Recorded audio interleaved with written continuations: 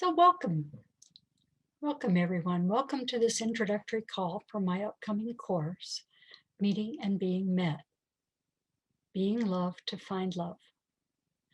Today we're going to talk about some of the key elements of this course, as well as structure and logistics, and answer any questions you may have. But first, let me tell you a bit about my own journey to love. God, like many, I've had a checkered past of relationships that weren't exactly ideal. My college sweetheart that I spent 3.5 years with had some very different ideas about what he wanted in relationship, including freedom to be with other women. It took me a while to clarify for myself that I simply wasn't okay with that. And the takeaway is that it's important to have certain values and goals in common with any potential partners. Not to say right and wrong, it's just that you need to be on the same page. My first marriage ended largely because we were lacking in healthy communication and sexual skills, and we grew apart. My takeaway from that was that it was worthwhile to develop some of those kinds of skills. And then my next long-term relationship was with a person I thought I could help. Come to think of it, the next 2 or 3 were similar. Nice men who were struggling in their lives and not really available for an adult relationship. I was left feeling unmet. And at that point, I resolved to stay single rather than fall into another unhealthy relationship. And I spent some years alone. And finally, I met my beloved Michael when I was turning 50. We had some real challenges in that relationship, but the basis was sound. And over time, it grew into the kind of relationship most people only dream of. I feel very blessed.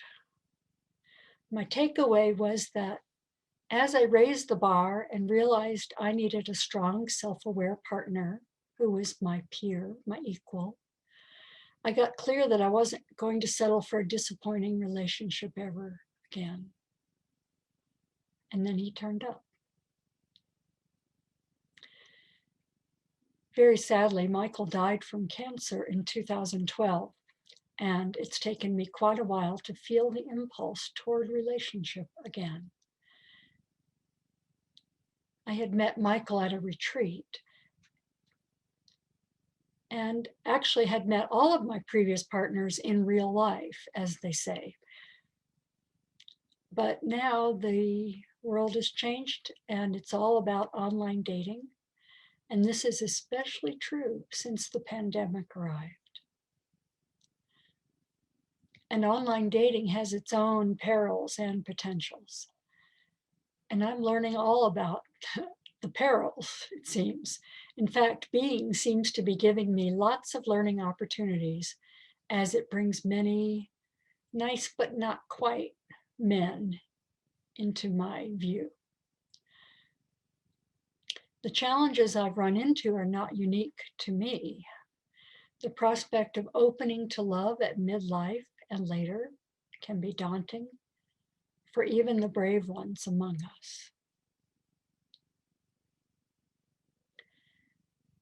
And maybe just encountering those challenges has brought me to this point of offering my support to other brave, conscious souls who long for a conscious partner who will love and cherish them as they are, warts and all. I do believe it's possible, and more than that, I believe it's likely.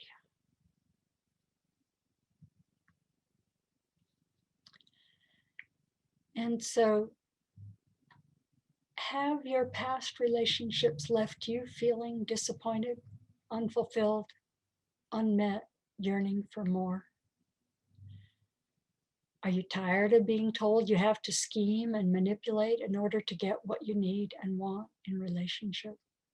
Maybe tie yourself in knots. Does the prospect of dating leave you cold?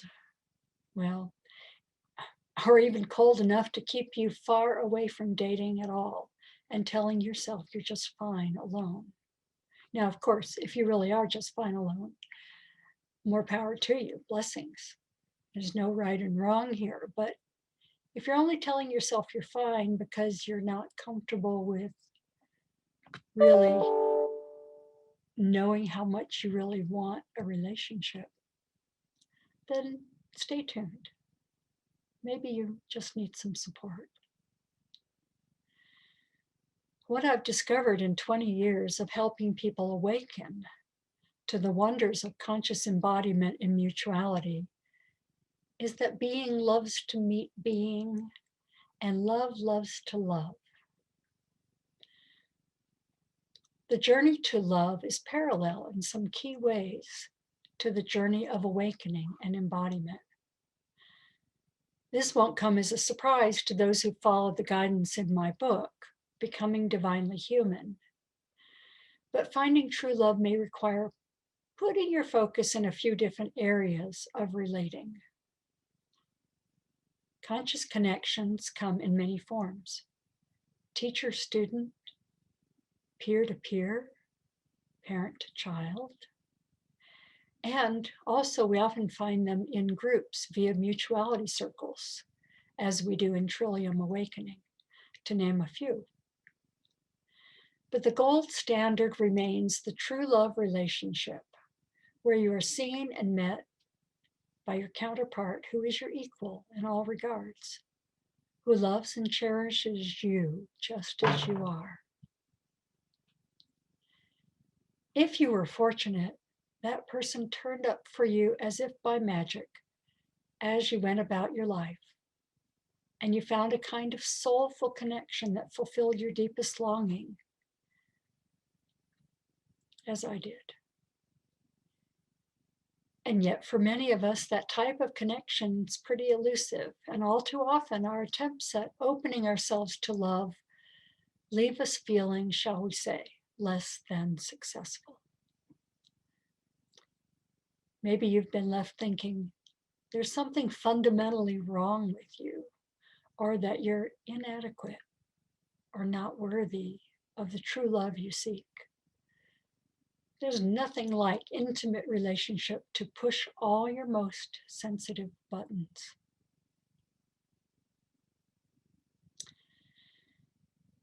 Are you done with relationships that make you feel less than or not good enough? Or don't want to risk falling in love with yet another unavailable person? Or someone who pretends to want love, but perhaps doesn't really know what they want and leaves you to wonder what you did to drive them away? Or someone who's still pining away for an ex, or is married to their work or their single lifestyle? If so, stay tuned. The key to finding someone worthy of love is not to make yourself more attractive or excellent at flirting and small talk, or a whiz at crafting catchy text lines. The key is to go deeper. Uncover your true gifts that lie close to your heart and retrain your ability to sniff out the good ones from those who can't or won't return your love. Once you embrace this new way of approaching dating, you'll feel more relaxed, more confident, and you'll look at yourself in a whole new way, a way that paves the way for the one you seek to find you.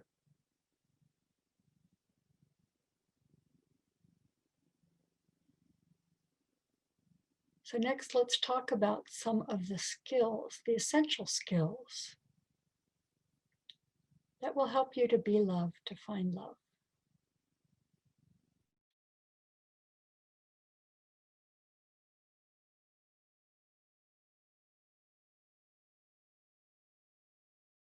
So there we go. First oversight.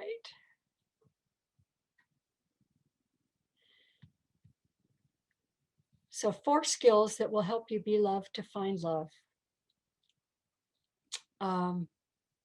Number 1, lose your taste for unhealthy relationships. So there's a dating mentor that I really like. His name's Ken Page. He teaches something called deeper dating. And he calls these unhealthy attractions attractions of deprivation. And because on some level, they'll leave you feeling deprived of something you really need. So they may feel very compelling. Sometimes they feel like, oh, it must be a soulmate, like I've known you forever, or it feels like it's just meant to be. Often that kind of initial excitement and attraction.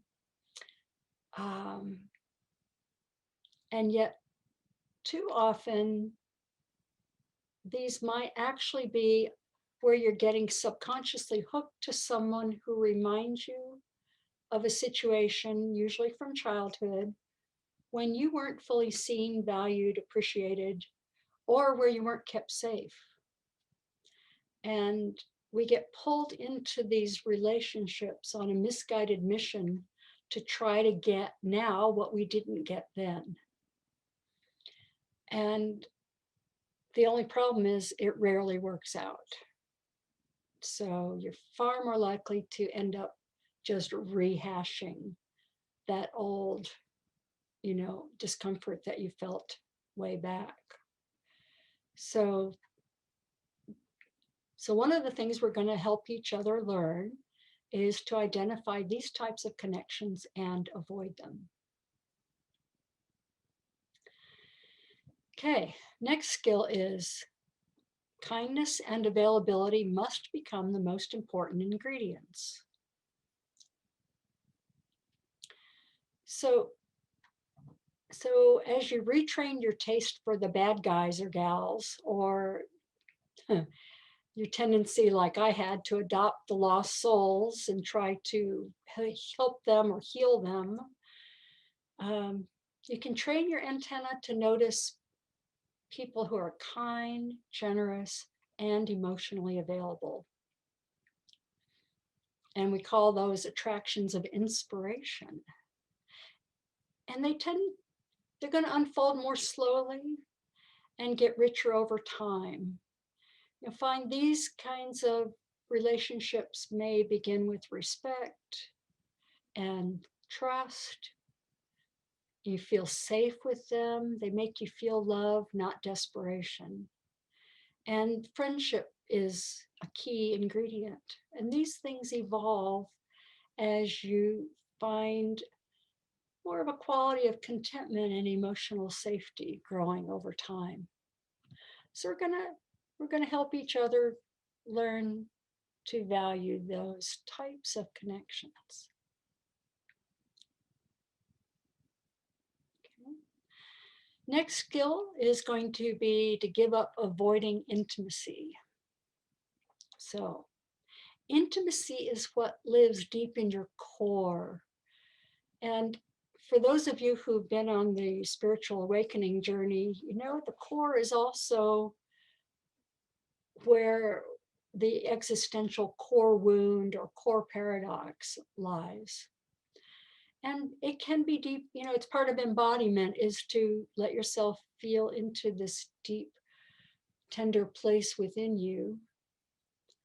And that's a work, that's a process. And that's where this journey of intimacy is going to be similar to awakening and may further your awakening journey. So we're going to touch into these sensitive parts of ourselves, but from a slightly different way of approaching them. Instead of just identifying our wounds or where we feel like we're not enough or not good enough or somehow flawed, we're going to start finding the gifts that are also there. We're going to begin bringing those gifts forward in each other. And that's where we're going to really realize the value of who we are and why we're all worthy of really meeting and being loved by our true counterparts. And again, that's the fourth skill, leading with our authentic selves. The core gifts, they're different from your talents or your skills. They're uh, they're often those places in us where we felt like we weren't okay somehow because we were around people who didn't value us, didn't value those parts of us. We maybe have been told we're too sensitive or too generous or too caring or not tough enough or too needy. There's each one of us has unique places where maybe the world didn't really respond to us fully yet in those zones. And yet, those zones are precious. They're what really um, matter most to us, and where, when they're seen and valued, where we're going to feel most whole and where we really can love, because it's where we love from and where we can really feel being loved by another. So those are the 4 primary skills that we're going to work on in our inner game. Um, and we're going to do it together. So we're going to learn to honor ourselves, and we're going to enjoy honoring each other in this journey. And we're going to spend maybe the first part of the program with the inner game, and then we're going to get into motion, and we're actually going to make ourselves visible and get out there. So we're going to grow in authenticity, deepen our ability to live from our core, and increase the amount of love and joy that we are experiencing daily. So what my plan is to break the course, well, have a long enough time of this course for people to actually dive in deeply. And then I'm going to divide those 10 weeks into part 1 and part 2. In part 1, being love, is going to be what I've just been talking about: living from your core, naming your core gifts, honoring and accepting yourself, valuing, being more authentic, but also learning how to avoid unhealthy attractions and become a little more aware of how our childhood traumas shaped us and what we can do about that, and cultivating our ability to attract kind, generous people, those people who can truly love us. So that's part 1. And then we'll shift gears a little bit in part 2 and put it all together and begin taking action. So in part 2, we're going to, if you haven't already, we're going to get up an online profile. So we write and post an online profile with pictures. And, we're going to talk about what we're going to encounter as we do that. And I'm choosing spiritual singles for this particular group. Also, it's one I'm familiar with, and it's one of the more conscious platforms out there.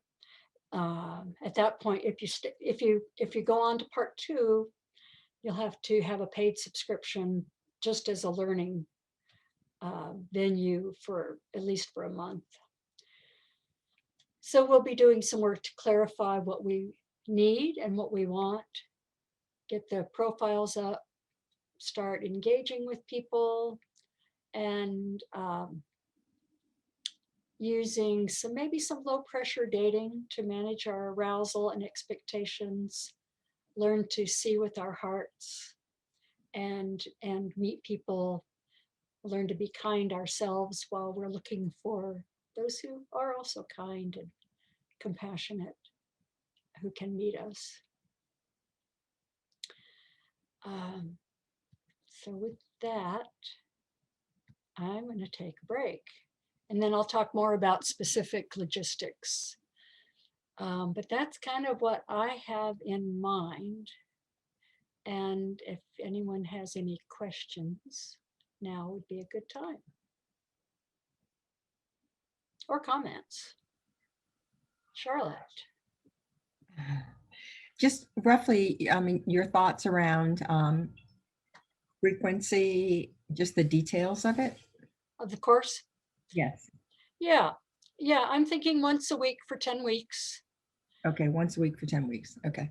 About a 2-hour class. Okay. Starting early in March. It's a pilot course, so so it might be at times a little rough around the edges, not totally polished, but we're going to co-create it a bit as we go along. So your participation and your feedback and what you bring and what you need from me will be all filtered in.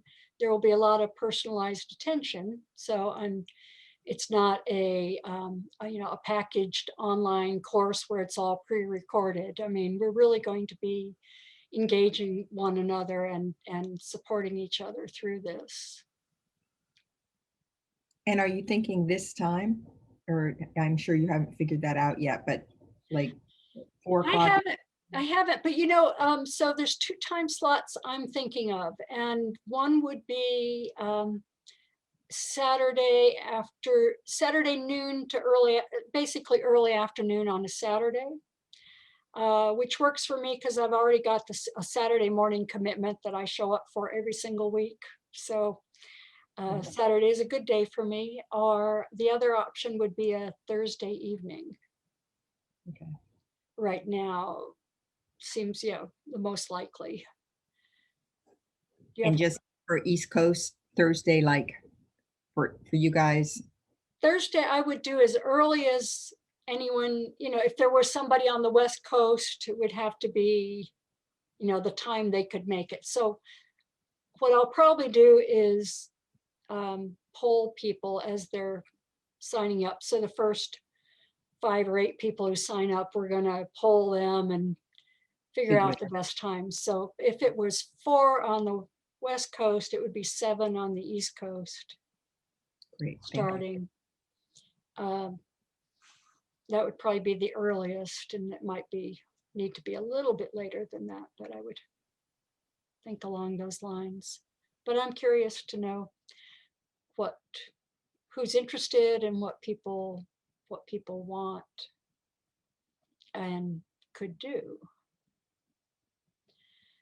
So any other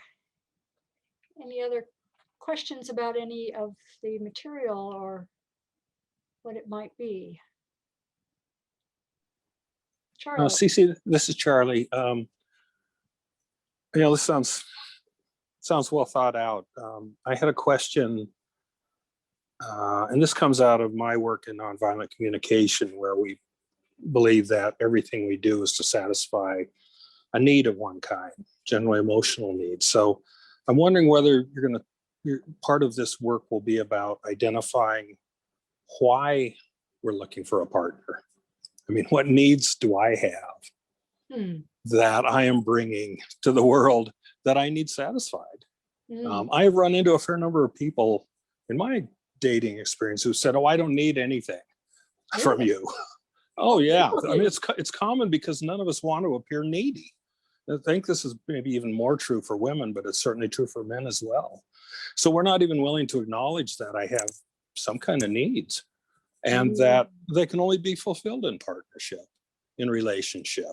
So I'm just wondering whether that's going to be part of the work that you're thinking about. Well, it'll certainly turn up, Charlie, because we will be looking at what we need and what we want, and clarifying those. So sometimes what we think we want are top of the mind things that may or may not be essential. But I hope to get down into really tuning into what it is that we value, and how we need to be met in those places. And so yeah, that'll come in for sure. It wasn't a primary focus, but it has to be as we're thinking about putting ourselves out there. And the whole question, and I love it that you mentioned being needy. that whole question of owning our needs versus maybe how we've been pushed back by people saying, oh, you're too needy. That comes right into valuing our genuine uniqueness and our genuine desires. I mean, some of our needs are needs for connection, and that's a beautiful thing. That's not a shadow, that's not a fault, it's not a brokenness. It's real and it's precious. So yeah, yeah, thank you for highlighting that. I have something, Cece, I'd like to bring up. Sure, Susan. One of the things I've observed is the tremendous gift I feel that the Trillium community has. That's what drew me, I would say, most. It fulfilled a need for connection in a way that I haven't felt with other, let's say, communities, right? Mm. There is that vulnerability and that willingness to go really deep. And what's strange to me, though, that is after or during every sitting when you go so deep, and or a course that you've taken, or a sitting, or anything that brings us together, and there's some sort of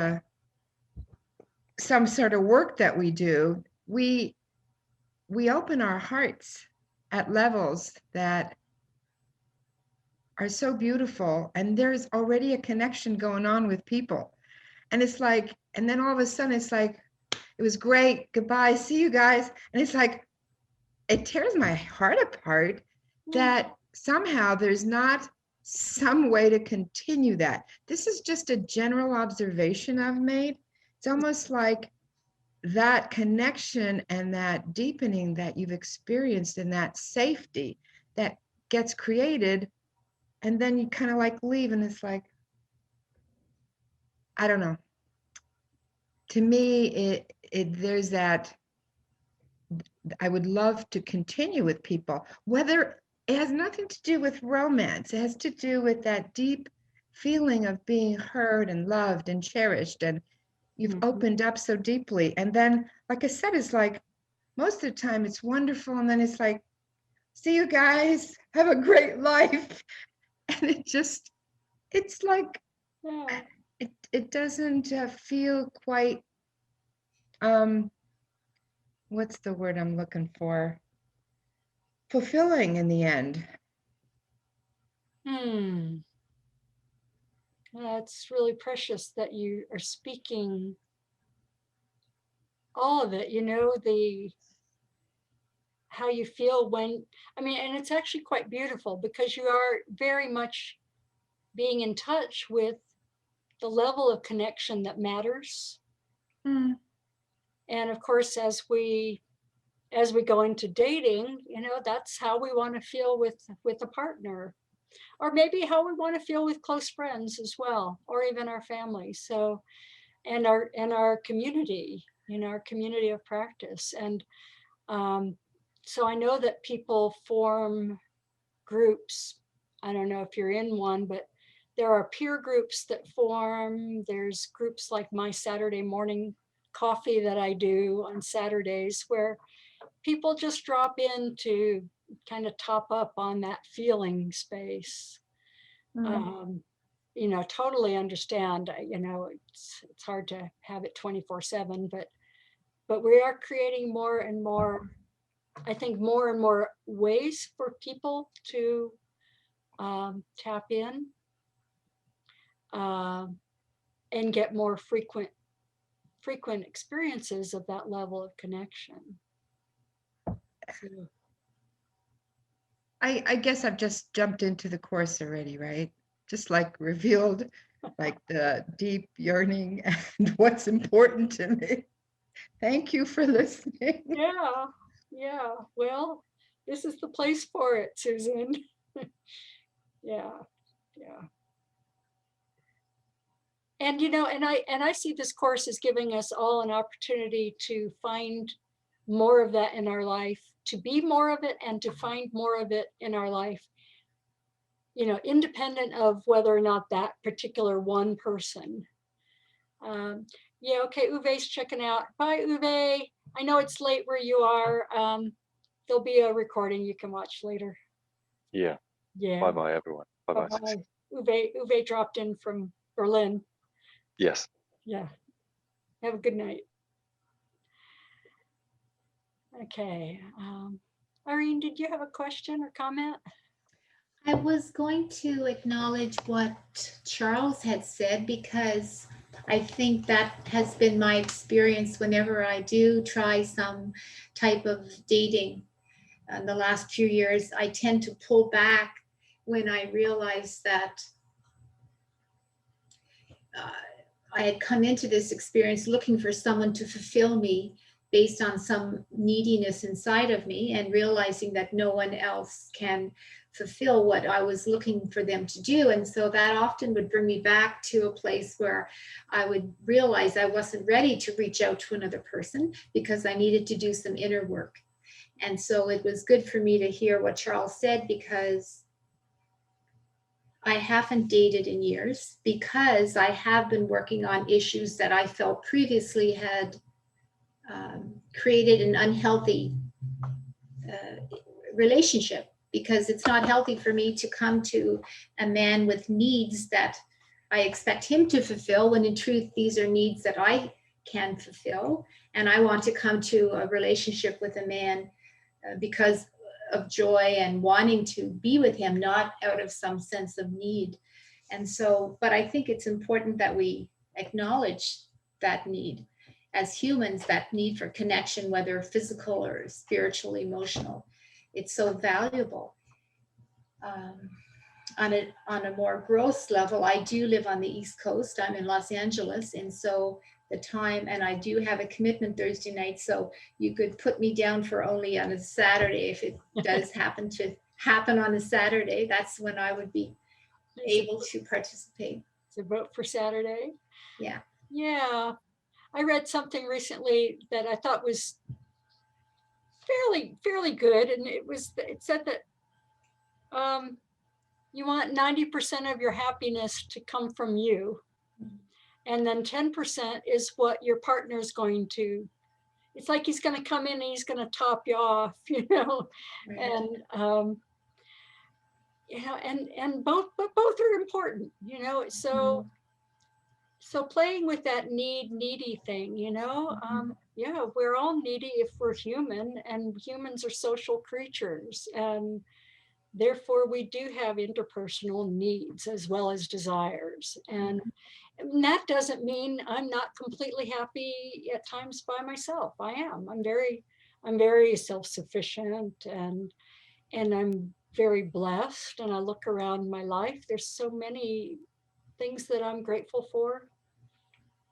And there's things I can't do by myself, that I really want a playmate for. So yeah, we'll go right into those zones. And I do think we have to learn to support ourselves, to take care of ourselves. So yeah, what we don't want to do is glom onto somebody and demand from them. And when we find that that's what's coming up in us, then we need to have support to kind of recalibrate. And again, that's part of why I see doing this as a group has a lot of potential, because some things are just hard to do on your own. We can't always see ourselves easily. We can't always know what's being stirred in us by how we're meeting people. So we can have more resources by working together this way. Thanks. I'm gonna go offline for 2. I have to plug in my battery. Okay. I forgot. So I'll be right back. Oops. All right. Hey, Kathy. Yeah, I think it's this just made me think of I just got out of a relationship recently, and this is all kind of helpful for me, because sometimes you get involved with somebody who only actually wants something very shallow, and they make you feel like you're being too needy when they actually aren't capable of the level of intimacy that you want.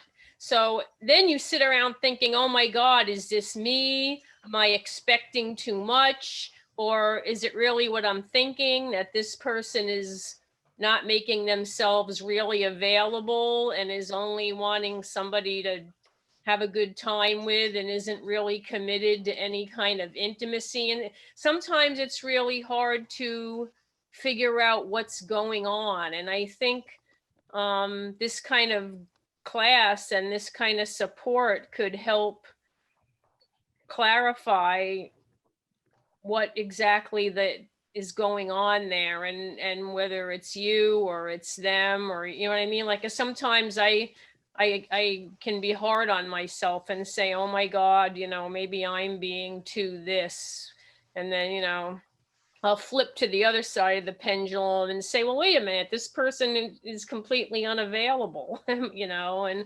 so I'm grateful for a possible opportunity to dive into those kinds of dynamics within myself and with somebody else. Yeah, and discriminations, you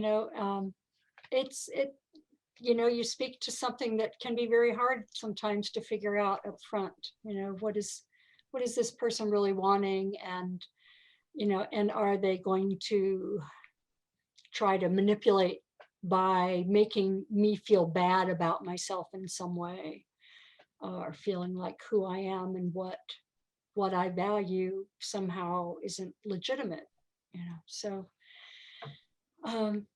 these things will get stirred up. They're just good food for self-reflection and deepening and mutual support. So let's see if there's any other chats here. It looked like Julie needed to go. Yeah, that's okay.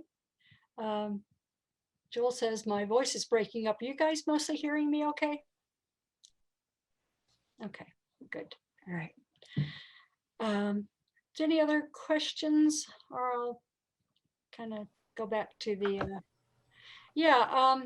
so Sherry, what I'm thinking of to do about the pricing is break it down into two options. One option being to do part one without signing up for part two at the beginning. And that would be, especially if you're not sure you're going to want to dive into online dating. So you could do it for the kind of the deeper inner work, and then reserve a decision about part two to later. So if you do that, it's going to be basically a 5-week initial course for, I think I'm going to go with like $197 for that. And really, actually, it's a very modest price for a 5-week training. And then if you are going to sign up for the whole course, if you want to just sign up at the beginning, it'll be $350 for the 10 weeks. So there's kind of two payment options. There's a discount for signing up for the whole thing at once, if you know that sounds good and that's what you want to do. And again, if you've ever done anything with me, I shouldn't put it that way. I should just say there's a guarantee of course if you were to start the program within a week or two and see it's just not for you and not working, just let me know and I'll refund your money. So I don't want anyone to feel like they invested in something that really wasn't their cup of tea once they got started. Any other questions, comments?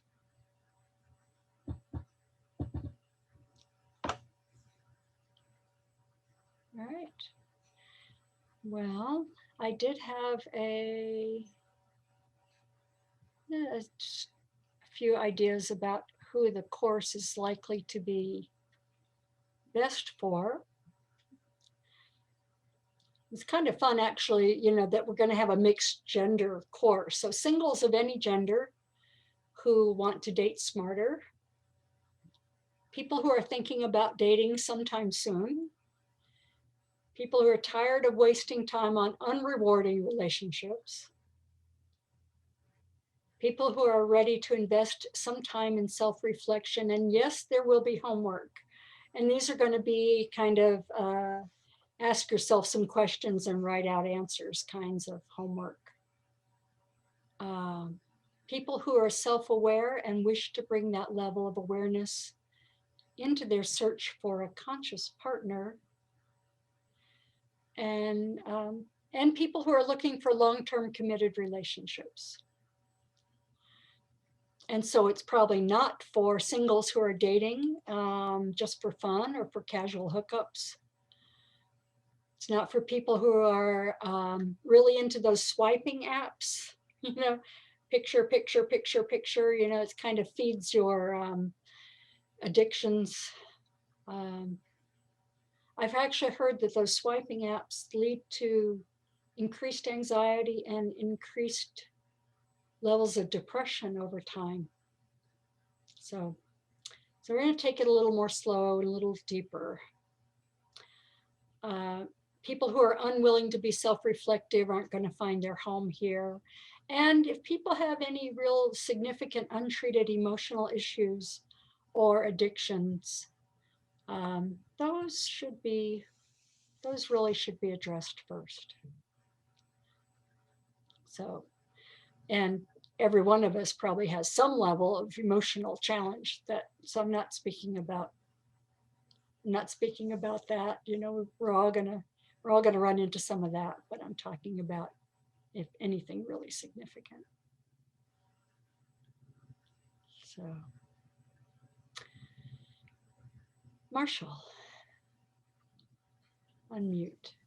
No, I was just going to say I'm leaving a little bit early. Yeah. Okay.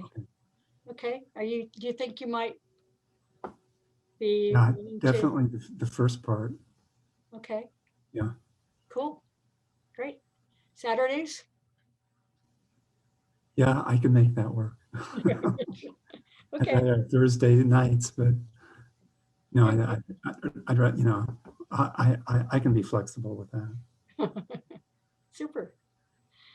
Super. Well, I'm going to be, of course, I'll follow this up with well, actually, all this information is going to be put up on a page on my website where it's under construction right now. So soon I'll have that posted and I will be able to post as much of the recording as I captured and make that available. And so I'll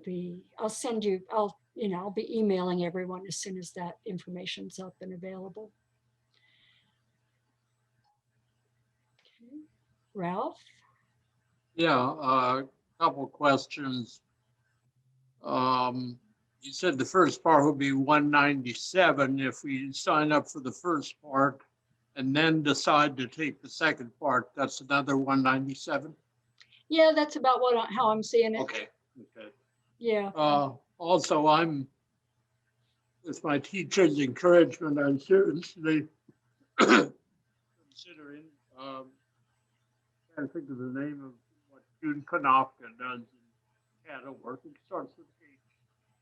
Pardon? And then starts with H. Work of June Oh, Konofka. June Kanopka? Yeah. The Hakomi work. Oh, yeah. I'm thinking of starting that. Would that be good to do in conjunction or hold off till after your course, or any feeling about that? I don't see that it would be any conflict there, Ralph. I see it related. I mean, you've talked about shadow work and so on too. Yeah. Well, the Hakomi is similar. It's based on similar principles to the in-seeing work that I do. It's just got some different skills, you know, different kind of slightly Different approach. But it's similar. It's embodied. It's very embodied. You know, it's beautiful work. Yeah.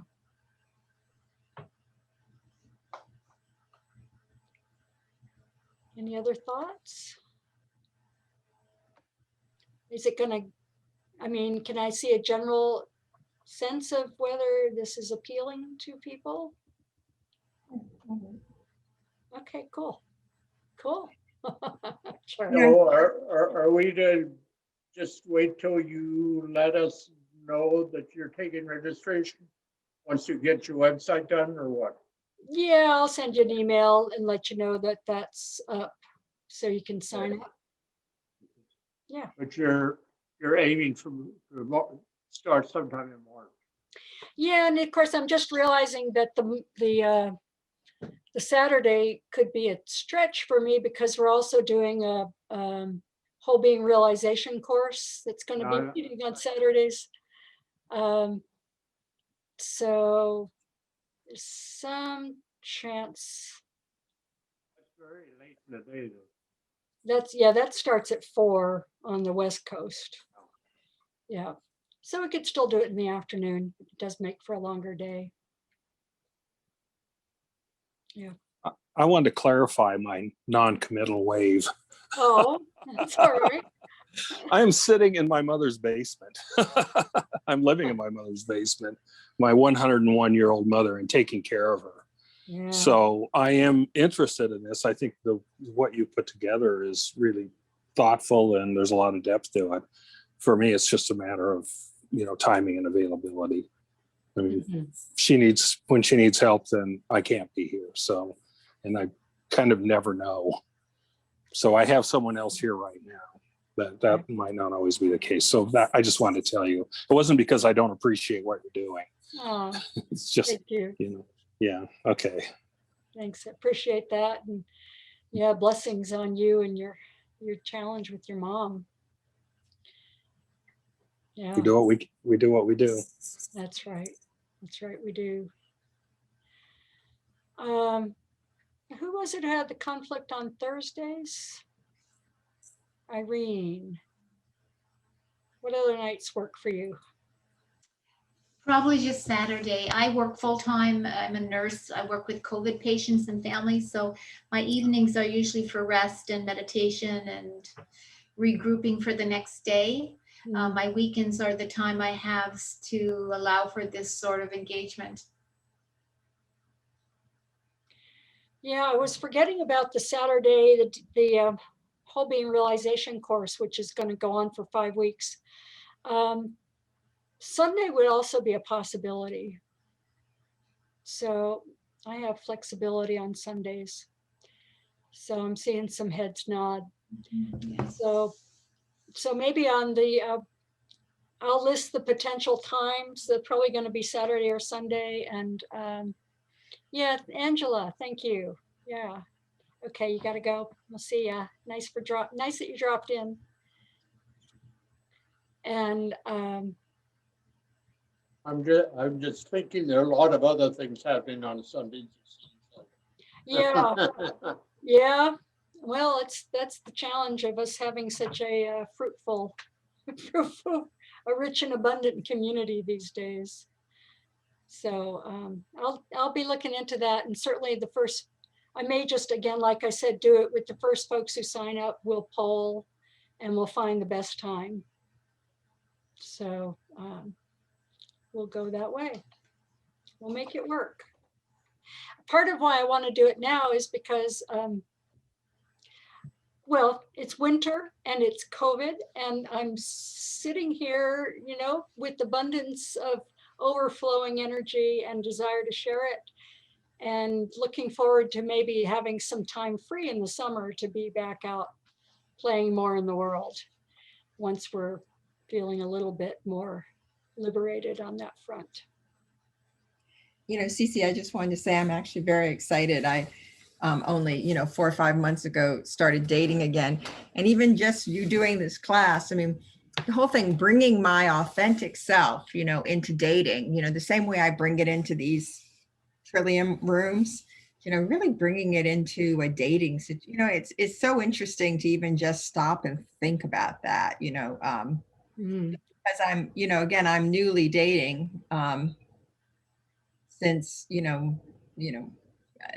divorced 8 years ago, and haven't this time, and this has been my whole time of Trillium, and all this kind of anyway. But why wouldn't I want the same level of depth that I get in the rooms with a partner? Why wouldn't I? Do you know what I mean? But Why doesn't it feel instinctive that, of course, I would bring that all forward and expect that? I mean, it's just so interesting.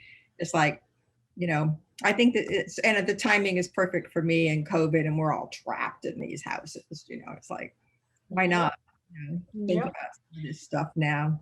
It's a good. And the fact that you're saying 5 weeks from now, we put something up on a website, whoo, rubber meets the road too. We're not just. That's right. That's right. Goodness, But that's, we can support each other for doing that, for stepping out. Thank you. I'm actually very excited. So thank you. Great. Great. Ralph. This is just a curiosity question. I'm not advocating or against it. But do you envision we'll always meet in the whole group or sometimes break in the room? Oh, yeah. Actually, I meant to say that. Thank you. I envision part of the time will be instruction. I'll bring something forward to think about. And then we're going to have actual exercises that we do in the class. It might be thinking and writing or we'll be doing breakout groups too. And I think the breakouts will really be helpful as far as us naming our core gifts, and as far as sharing our concerns and fears and needs and needinesses, just being able to support each other. So yeah, we will have that. Thank you. I'm glad you brought it up. Yeah. And like I said, time approximate on about 2 hours, but since it's a pilot, sometimes there'll be a little float, because it's first time we're doing it. We're going to be discovering it as we go along. Well, you've been a marvelous group, and I said we'd wrap it up in about an hour. It's been an hour. You can email me any further questions and look for, hi, Joel, did you want to say something? No. Oh, okay, okay. Within a day or two at the most, I think we'll have the post up on the website, more information, and I'll send an email with the recording of this. So, Kathy, sliding scale. Yeah, well, talk to me. Talk to me with any questions like that, okay? Yeah. Thank you, everyone. Thank you all. Thank you. It's been a nice afternoon, and I have a happy Valentine's Day. Treat yourself like your own Valentine. And I have a little bottle of wine. That's for me. All right. Thank you, Cece. Thanks, everyone. Bye-bye. Bye. Happy Valentine's Day. Thanks, Bye, everybody. everyone. Take care. Bye Have now. a good week.